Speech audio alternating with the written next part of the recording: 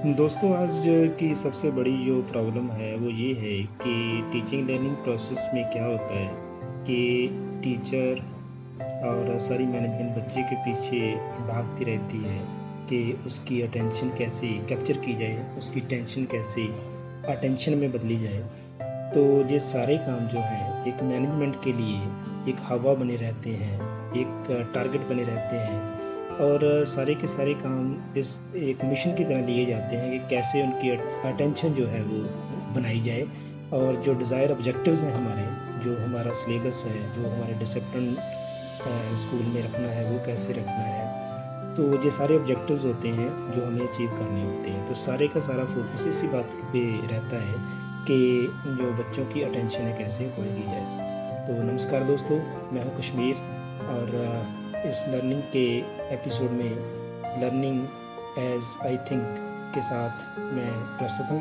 और इस एपिसोड में दोस्तों, जैसे पिछले वीडियो आपने देखा होगा, इससे जो प्रीवियस वीडियो मैंने बनाया था उसमें मैंने जो बताया था कि अटेंशन जो है वो कितने तरह की होती है, टाइप्स उसके कितने होते हैं। तो इस वीडियो में मैं आपको बताने की कोशिश करूँगा कि क्या मेथड है, कैसे अटेंशन जो है बच्चों की एक्वायर की जाए और बच्चों के लिए फेवरेबल, अपने लिए फेवरेबल बनाई जाए बच्चों की अटेंशन, ताकि उनको जो मोटिव्स हैं वो अचीव करवाए जाएं। तो सारा फोकस आज इसी वीडियो पे रखिएगा और मैं कोशिश करूँगा कि मैं संक्षिप्त शब्दों में आपको बयान कर सकूँ, आपको बता सकूँ कि जो मेथड्स हैं अटेंशन अराउज करने के लिए, अटेंशन एक्वायर करने के, वो कौन कौन से होते हैं कि जो अटेंशन है वो फेवरेबल जो है बनाई जाए।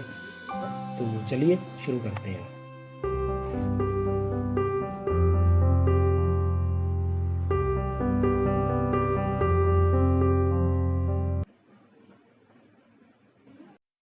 तो चलिए दोस्तों शुरू करते हैं। जैसे आप जानते हैं कि इस वीडियो का देखने का अभिप्राय आपका तभी संभव और सफल हो पाएगा अगर आप इस वीडियो को पिछली 2 वीडियोस के साथ रिलेट करके देखोगे। कहने का मतलब ये कि आप जो मेरी पिछली 2 वीडियोस हैं जरूर देखिए अटेंशन के ऊपर, तभी आपका फोकस अच्छे से बना रहेगा। तो दोस्तों चलिए शुरू करते हैं कि टेंशन अराउज करने के कौन कौन से फैक्टर होते हैं, कैसे जो है अटेंशन एक्वायर की जा सकती है।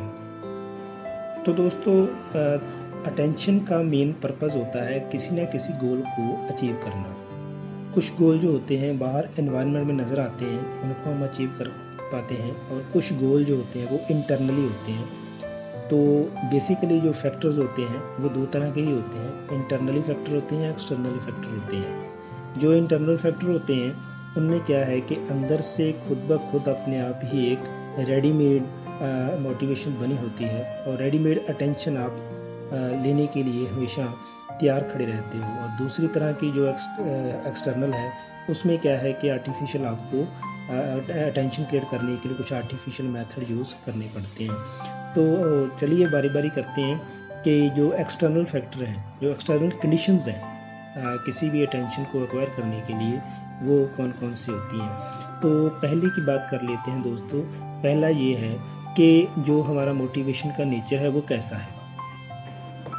इसका मतलब दोस्तों ये है कि मान लो बहुत सारी मोटिवेशन जो है, स्टिमुलस जो हमने दी रखी है बच्चे को देते हैं अटेंशन एक्वायर करने के लिए, लेकिन उसका नेचर अलग अलग हो सकता है। जैसे आप बहुत सारी पिक्चर्स में से किसी को जो है कलरफुल पिक्चर पसंद आएगी, उन पिक्चर्स में से बहुत से लोगों को ह्यूमन बीइंग्स जो होते हैं, जो पर्सन्स होते हैं, उनकी पिक्चर पसंद आएगी। उन पिक्चर में से बहुत से लोगों को एनिमल्स की पिक्चर पसंद आएगी और उन्हीं पिक्चर में से बहुत से लोग ऐसी पिक्चर चुनेंगे जो पिक्चर जो है काफ़ी कलरफुल होगी, बहुत ज़्यादा उसका टेक्सचर और कंट्रास्ट होगा। कुछ लोग वो पिक्चर चुनेंगे।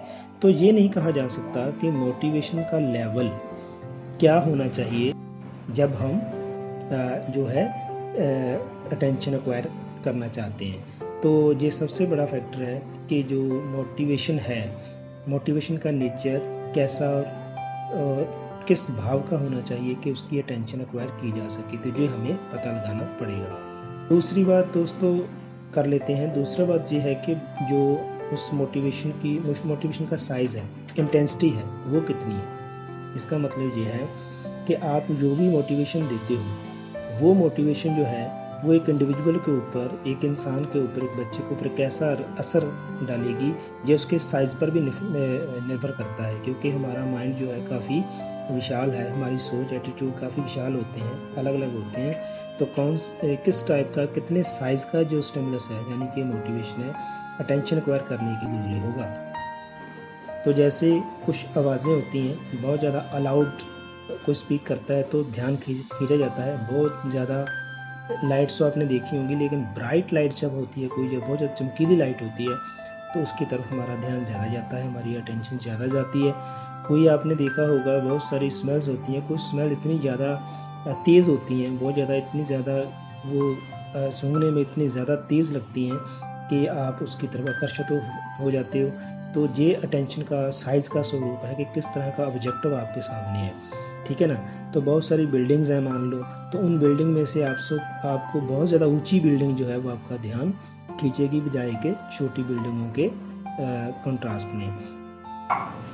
दोस्तों, ऑल इन ऑल जब हम एक्सटर्नल फैक्टर की बात करते हैं तो इसमें एक और बात भी जोड़ी जा सकती है कि जो चेंज होता है हमारे मोटिवेशन में, चेंज होता है, हम अपने इंटरेस्ट को बनाते हैं, मोटिवेट होते हैं, तब गोल की तरफ जाते हैं, तो सबसे पहले अटेंशन ही एक्वायर की जाती है। तो उसमें कंट्रास्ट कितना है वो भी देखा जाता है। इसका मतलब ये है कि आप क्लासरूम में देख लो, कुछ बच्चे जो हैं, मैं सीधी सीधी बात करूँगा, आपको घुमाने की कोशिश नहीं करूँगा, जो आपकी बात आपको अच्छी तरह से समझ में आ जाए वही बात करूँगा।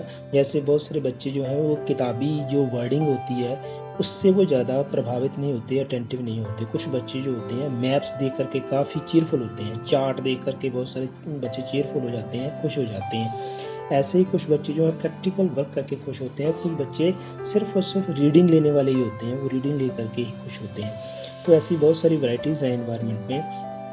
जब हम टीचिंग लर्निंग की प्रोसेस की बात करते हैं तो ये जो एक्सटर्नल फैक्टर है, ये ऊपर सभी बातें जो मैंने आपको बताई, जिसमें आप नेचर देखना है अपने मोटिवेशन का, ठीक है ना, इंटेंसिटी साइज कैसा है उसका वो भी देखना है, कंट्रास्ट कितना है, किस तरीके का जो मोटिवेशन है जो अटेंटिव बनाता है वो देखना है।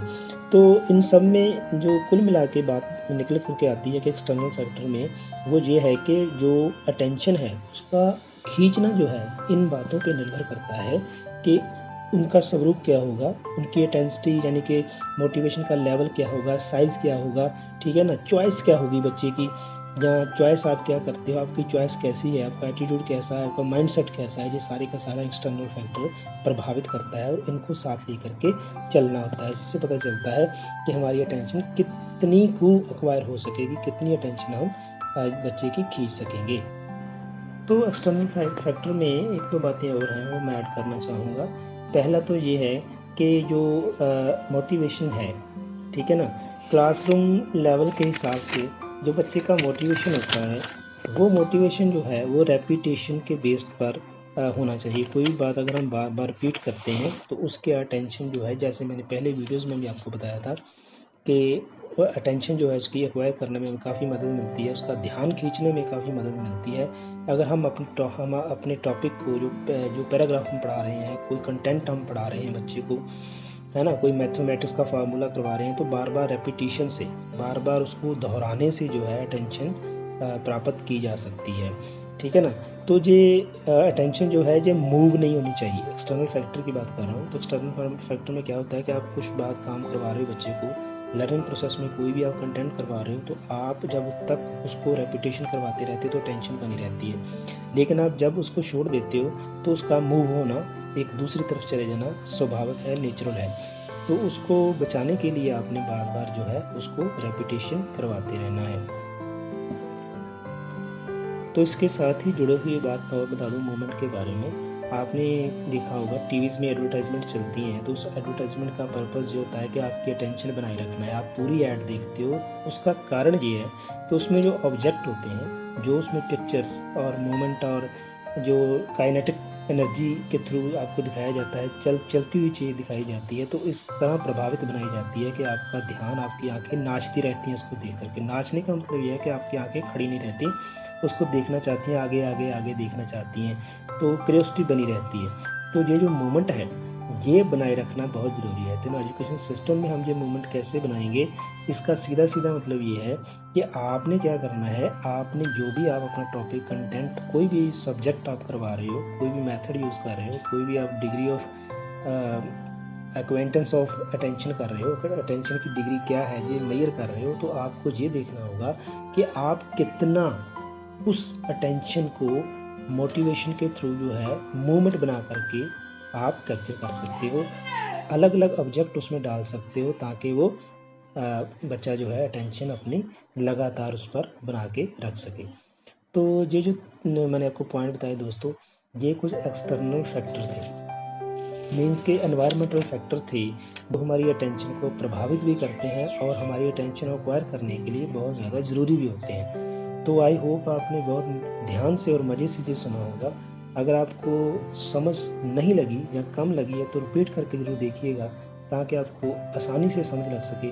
और इसके नेक्स्ट जो टॉपिक इसका रिलेटेड है मैं बनाऊंगा वो है इसका इंटरनल फैक्टर। जो इंटरनल फैक्टर हैं वो क्या होते हैं और कैसे जो है वो प्रभावित करते हैं अटेंशन को, अटेंशन एक्वायर करने में हमारी कैसी मदद करते हैं। तो दोस्तों ये वीडियो मैं यहाँ पर समाप्त करता हूँ, आपसे इजाज़त चाहता हूँ नेक्स्ट वीडियो तक। तब तक के लिए आपका बहुत बहुत धन्यवाद। Thank you very much.